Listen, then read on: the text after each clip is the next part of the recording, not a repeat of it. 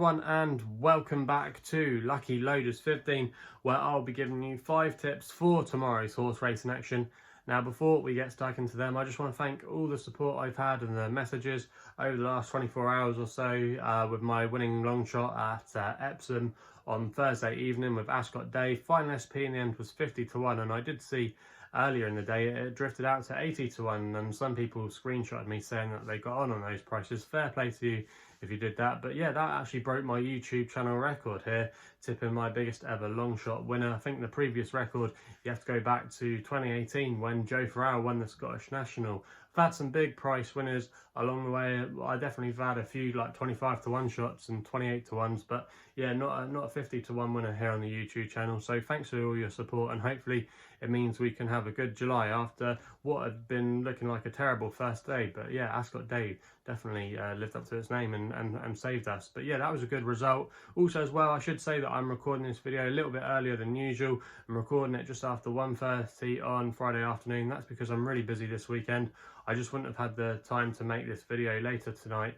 And also as well, I won't be doing a video for Sunday's racing because I'm busy at the weekend. Probably be watching the England and Ukraine game like many of you will. So yeah, hopefully it's coming home, and hopefully we can have some winners for you on Saturday. So let's get straight into it then. 5 tips for tomorrow, and we're going to be starting here with an extra tip in the 205 at Haydock, where I'm going to be going with Dhusan, who's currently available at 10 to 3 with Bet Victor. I'm going to recommend a 1-point win bet here for Danny Tadhope and William Haggis. Now, I was really impressed by the way this horse won at Musselburgh on his last start, where he was making his handicap debut off a mark of 85. I thought he did it really well in the closing stages, pulling away from some nice Mark Johnston horses, and I thought he did the job, like I say, very, very well. Now, I think in time he could definitely be rated 100 plus horse, and I think the nature of the track at Musselburgh wouldn't have suited him that day. In my opinion, Musselburgh is more of a speed track, and I think the long straight at Haydock will play to his strengths. He's actually previously won there at the course before, so I think returning shouldn't be a problem for him. And also as well, going up in trip, I think will definitely suit too to a mile and 6. I think he'll do his best work late on, and I think he'll be able to get another win on the board. And like I said, I think he could be a group horse in time. So Dhusan, really excited about him tomorrow, and fingers crossed we can get off to a flying start there. We then continue with an extra tip where we go to the 225 at Sandown, a very competitive looking handicap on paper, but I was going to take a chance here on Beat Le Bon. Now, if you actually heard the video I did on Shireen Wu's YouTube channel yesterday previewing the Eclipse Stakes, you might have heard me say make a case for Beat Le Bon, because I think he's well treated in this field off a mark of 104. Now, you have to forgive him quite a few runs during his career, because he hasn't won since 2019 when he was winning there at Glorious Goodwood, but he has been out of his depth, I think, running in listed Group 3 races. He's just not up to that calibre of race, but I think in these warm handicaps he definitely makes appeal. I think he's coming into a bit of form as well. He finished 5th in the Royal Hunt Cup, even though he was drawn on the side the winner came from. Not many horses got involved, so I think you have to mark up that effort. And also as well, he met a progressive horse of Saïd bin Sarur last on his penultimate start at Doncaster. So I do think he is coming back to a little bit of form. I think the race should set up ideally for him. He needs a strong pace. He can be a bit of a quirky horse early on if they don't go hard enough, but I think they will, and I think he'll be staying on in the closing stages up that hill, and I think he's got a great chance. He's currently available at 11 to 1 with SkyBet, who are offering 5 places, and I'm going to recommend a 0.5 each way selection there. We then head to Haydock, back there again for my nap of the day, and I'm really sweet on this horse, who's actually, funny enough, going to be my biggest price selection of the day. It's in the old Newton Cup, 3:15 at Haydock, and I'm going to take a chance here on Dark Jedi for David Allen and Tim Easterby, currently available with SkyBet at 14 to 1, who are paying 6 places on this race. I'm going to recommend a 1-point each way selection here. Now, I think this horse has been laid out for this race and was very eye-catching, I thought, on his seasonal reappearance at Windsor, where he finished in 5th place, running on really strongly at the end. I think he'll strip a lot fitter for that. He did that last season when he needed the run, and then he came on to win on his second start. And Tim Easterby's horses, I always think that even though they can go well fresh sometimes, they always benefit for that run. So I definitely think he'll come on a lot for it. Also as well, the key reason why I like this horse is the fact that he's got a good piece of course form next to his name.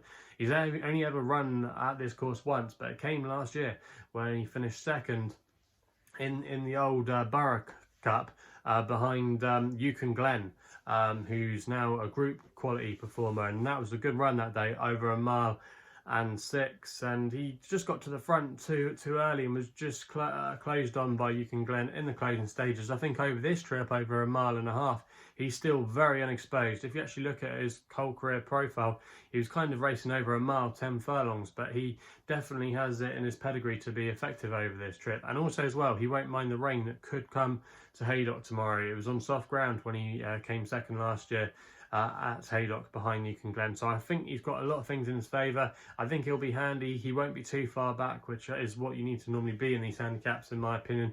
And I think he'll come on a lot for that run at Windsor last time out. And I think he has to be there or thereabouts. And I'm really sweet on his chances tomorrow. So that's why Dark Jedi is going to be my nap in the 3:15 at Haydock. We then go back to Sandown for the 4:45 with another extra tip here, where I'm going to go for Third Kingdom for David Egan and John and Thady Gosden, currently available at the time recording with William Hill at 5-1, and I'm going to recommend a 1-point win bet with this horse. Now this horse, Third Kingdom, has a bit of a big reputation, but I think you can forgive his last effort last time out, when some people say he was disappointing when he finished in 5th place at Doncaster. He was backed into favouritism that day. He went off 6-4. And if you actually go back and look at the race, he looked like he was absolutely cruising at the time, but then he just went out like a light. And I think he's better than that run. And John Gosden's horses weren't coming to the fore at that time. I remember he was going through a real bad spell. So I think you can forgive Third Kingdom that effort, definitely, because I know David Egan really likes his horse from some of the interviews he's given, and I think he's much better than his mark of 88. It's interesting as well that the handicapper hasn't touched him off his rating of 88. He didn't drop him a pound or two. He decided to keep him there, so I think that says a lot about it as well. Also as well, that form at Doncaster wasn't the worst race in the world.